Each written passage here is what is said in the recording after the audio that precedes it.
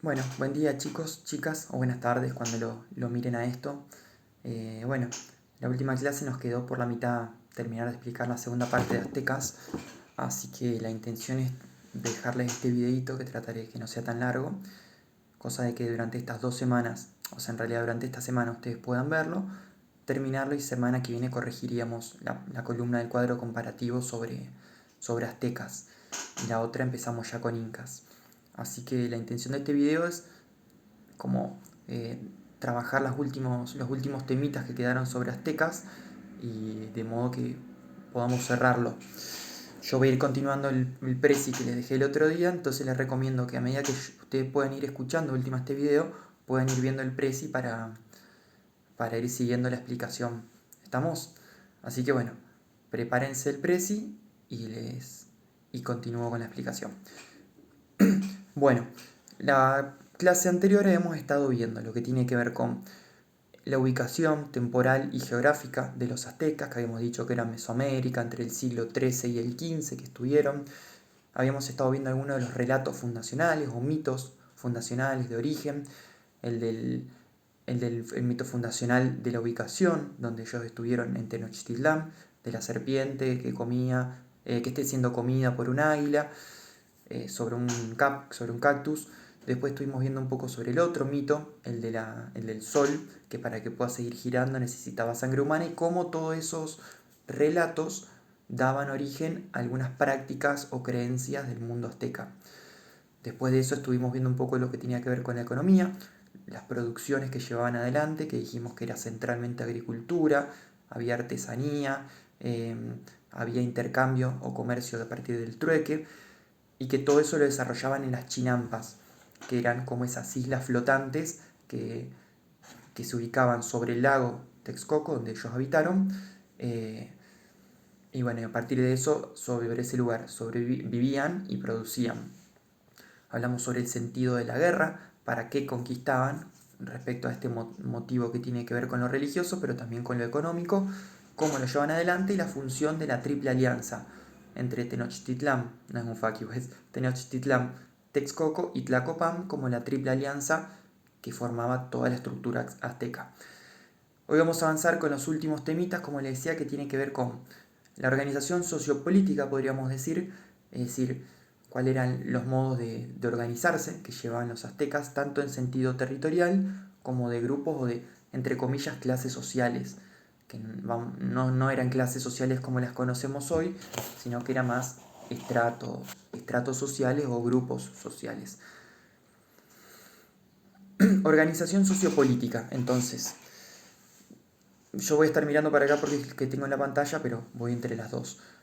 ¿Cómo era el lugar central donde ellos vivían? Los espacios. Dijimos que había chinampas donde vivían, pero el conjunto de chinampas formaba como barrios, formaban como zonas donde ellos vivían, que se llamaban calpulis, con doble L en la segunda. Los calpulis, dice, eran grandes casas o barrios, se encontraban unidos por lazos de parentesco, esto es decir, creían descender de un antepasado común. Allí se educaba para la vida y la guerra y producían sus alimentos. Los calpulli eran como pequeños barrios dentro de la ciudad, no como los conocemos hoy, barrios solo en un sentido limítrofe, sino que eran como grandes familias. Eh, Acá recuerden mucho que aparecía la cuestión del parentesco, que el parentesco era esos lazos que ellos conservaban, que se decían que provenían de un antepasado común. No siempre era un antepasado de sangre, a veces sí, pero sino que tenía que ver con alguien que los cuidaba y los unía. Entonces les daba la posibilidad de sentirse integrados, de trabajar juntos, de ser solidarios o de crecer para la guerra, que era uno de los aspectos fundamentales de ellos.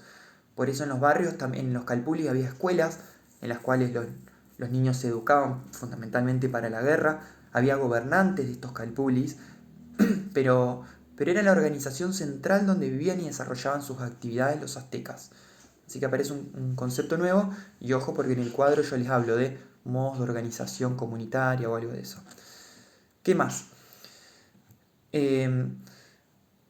En esos calpulis también no es que estaban todos organizados de la misma manera, sino que también se notaban las diferencias sociales respecto a quienes tenían más poder y quienes tenían menos poder.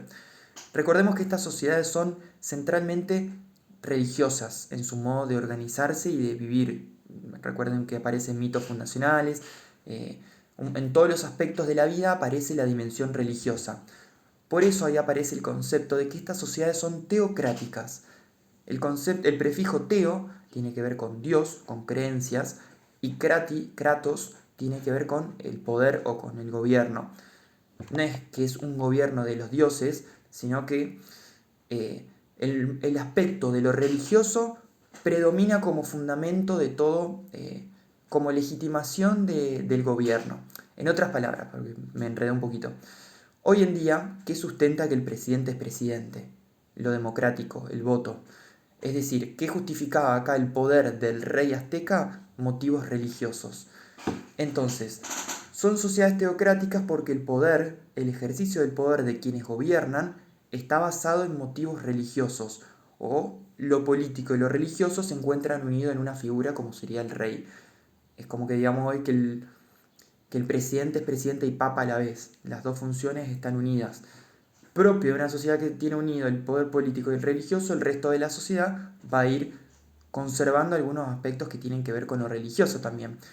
O, si estamos hablando de que el rey es la figura principal, es casi como un dios en la tierra, el poder se va a organizar en torno a la cercanía del rey. Cuanto más cerca del rey estás, más poder tenés. Cuanto más lejos estás, menos, de una clase social más baja sos. Por eso dice, la sociedad azteca era una sociedad teocrática. Esto significa que su organización comprende un poder donde lo político y lo religioso se encuentran unificados. Se verá tanto en la figura de Tlatoani, el rey, ese Tlatoani, y sus funciones, como en el papel que ocupaba la religión en los aztecas. Lo que les decía entonces, el Tlatoani o el rey es la figura principal en los aztecas. Y acá tenemos entonces la pirámide social también. Tenemos como un grupo de los que gobiernan y otro grupo de los que trabajan. Vale decir, el Tlatoani es el rey, como dijimos, es el poseedor del poder religioso y político, es el heredero de hijo, sobrino o pariente de algunos reyes anteriores, puede tener muchas esposas, no paga impuestos, ustedes lo van a ver más detallado en el apunte. Y después tenemos una nobleza cercana al rey, que son llamados pipiltim, acá lo tiene nombrado también en el presi, que son familias del rey, sacerdotes, funcionarios del Estado, consejos de electores, tiene que ver cuando muere el rey, decidir quién va a ser el próximo rey, no es que hay votación o democracia. Tribunal Supremo, quiere decir que cuando alguien se manda un quilombo, una cagada, hay que ver cómo se lo juzga, si se lo esclaviza, si se lo exilia para otro pueblo, se lo echa de la comunidad, o si alguien robó, cuál es la condena o la sanción que se le da. Ese es el tribunal. Y el tlatoque, que es el último aparece nombrado entre la nobleza, tiene que ver con el cobrador de impuestos o el cobrador de tributos. ¿Se acuerdan que dijimos que el tributo podía ser en productos que venían de afuera, de otras comunidades conquistadas, o en sacrificios al rey, perdón, a los dioses? Entonces, el tlatoque es ese que regula y cobra los impuestos, pero no él solo. Debajo de él hay un montón de reguladores de los impuestos y de los tributos, pero él es el que centraliza y el que está cercano al rey. Y el rey le dice, che, hay que aumentar esto, o lo que haya que hacer. Todos esos grupos sociales forman esta nobleza, que era una minoría. Los sacerdotes también llevan adelante los sacrificios, que hablamos la otra vez, que se desarrollaban en la punta de las pirámides, cortando el pecho y sacando el corazón, entregándole a los dioses la sangre. En fin, y la corte del rey vendría a ser la familia, o los más cercanos a él. Todos esos, junto al rey, son los que gobiernan. Son los que gobiernan y son los que mandan. No trabajan la tierra, no pagan impuestos, sino que son los que ejercen el poder. Fíjense que siempre también conserva la dimensión religiosa. Y después tenemos los dos sectores que era una muchísima mayoría de la población, que son los trabajadores o macehualtines, macehualtim, el singular de macehualtines, macehual, trabajador, macehual, macehualtín, trabajadores, macehualtín es plural, que son todos los que desarrollan actividades económicas, que ya sabemos cuáles son: agricultura, artesanía, comercio, que llevan adelante la posibilidad de proveer a la sociedad del alimento. Los macehualtines son la mayoría de la población, son trabajadores libres, a diferencia de los esclavos, pero que sí o sí necesitan poder desarrollar su producción para alimentarse y sobre todo pagar el tributo. Ellos viven en los calpul y ellos también producen en las chinampas. Entonces, junto a los macehualtines, abajo tenemos también a los esclavos o llamados mayeques, que yo no se los puse acá en el Power, pero en el Prezi, pero es con Y como suena, mayeques. Los esclavos hay dos situaciones o dos condiciones que difieren. Primero, dos situaciones distintas, que son cuatro en realidad. ¿De dónde provienen? Pueden venir de dos lugares. Como dijimos, de sociedades externas, que son esclavizadas y usadas para sacrificios o trabajos, o de la propia sociedad azteca, que fueron esclavizados por situaciones de robo o de no respeto a alguna norma social de esta comunidad. Entonces, el origen de estos esclavos es una de lo que los diferencia. Y por otro lado es la finalidad de estos esclavos. ¿Para qué son usados? ¿Para los trabajos más pesados o para los sacrificios a los dioses? Dentro de esas cuatro variables podemos encontrar una gran variedad de esclavos. Pero sobre todo entender que no son trabajadores libres, sino que están sometidos a algún amo o a alguien que les dice qué es lo que tienen que hacer, qué trabajos, si van a ser sacrificados. Por eso los macehualtines son trabajadores también que a veces hacen actividades parecidas a los esclavos, pero son libres, a diferencia de ellos. Y rara vez un macehualtín va a ser usado en un sacrificio a los dioses. Entonces ahí tenemos la pirámide, como dijimos, Tlatoani, el güey Tlatoani o el rey, y los pipiltín son los que mandan y los que gobiernan. Macehualtín y los esclavos, o los mayeques, son los que trabajan, los que producen, los que pagan impuestos, los que tienen que respetar permanentemente las normas sociales, los que son usados también como ejército cuando hay que ir a atacar algún lugar. Mientras que de los pipiltín también salen los que podrían ser como los capitanes o los jefes de ejércitos. Recordemos que la guerra también es un elemento fundamental de ascenso social. Un macehualtín que fue a la guerra y triunfó en la guerra, no murió, posiblemente va a ser un trabajador, no digo que sea pipiltín a partir de ahora, pero sí va a ser un trabajador con ciertos privilegios, con mayor reconocimiento social. Siempre la guerra va a ser un elemento de ascenso o de descenso social si perdemos una guerra. ¿Qué me estoy olvidando? Bueno, ¿por qué no hablar de clase social para esto? Porque son sociedades muy cerradas. Es difícil que el esclavo ascienda, es difícil que el trabajador o el macehualtín deje de ser macehualtín, y es difícil que un noble deje de ser noble. Sino que hay muy pocas situaciones que permiten el ascenso o el descenso social, y por eso lo más común es que donde vos nacías vos morías como clase, como grupo social. Hoy las clases sociales son mucho más dinámicas, porque están basadas en el dinero. Acá no están basadas en el dinero, sino que están basadas en todos estos motivos que dijimos. Lo militar, lo religioso, lo económico en términos de producciones, pero no de dinero. Pero es una sociedad mucho más difícil de ascender socialmente. Por eso a veces se habla de estratos sociales más que de clases sociales. Avanzo. Uno de los últimos puntitos, que es algo hablamos de Tenochtitlán, que es la capital de los aztecas. Y dice, en esta ciudad, su capital, se hacía visible y desarrollaba la vida azteca. El valor de la religión, con su templo mayor, la división del territorio en calpulis, la organización del espacio, concentrándose las noblezas en un centro cercano a las pirámides, llegada de numerosos esclavos, variados y ricos productos de las conquistas, se distribuían en esta ciudad. Tenochtitlán es el ejemplo y concentraba todo lo que pasaba en el mundo azteca.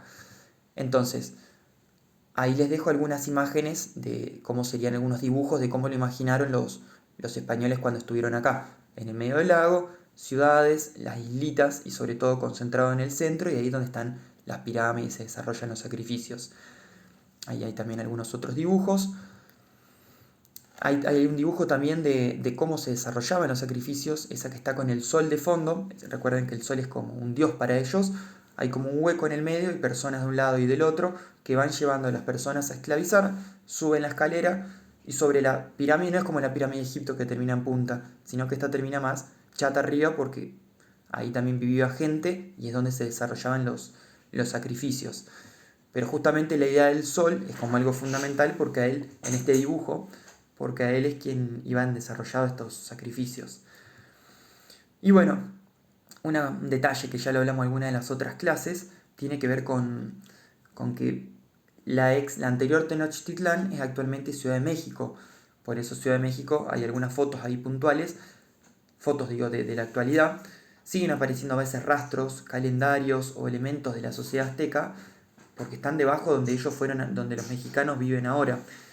Por eso también, como esto era una un lago, esto sigue siendo una zona pantanosa donde permanentemente Ciudad de México sigue cediendo o hundiéndose en algunas regiones. Bueno, les dejo también un ejemplo del juego de la pelota, del calendario, que está muy basado en la producción, más que en cuestiones de fin del mundo, como por ahí pueden haber escuchado de los mayas, que de última, bueno, en alguna clase lo hablamos un poquito. Bueno, espero que este video les haya servido, especialmente para poder terminar el cuadro. Como les decía, la próxima, traten de terminarlo en esta semanita, que quedan los últimos 2 o 3 casilleros. Y la clase de la semana que viene sería en la del 17. En la semana del 17, según el día que tengamos con cada curso, iremos corrigiendo las actividades, en la columna esa del cuadro. Y la próxima clase en 15 días empezamos con Incas. Buena semana.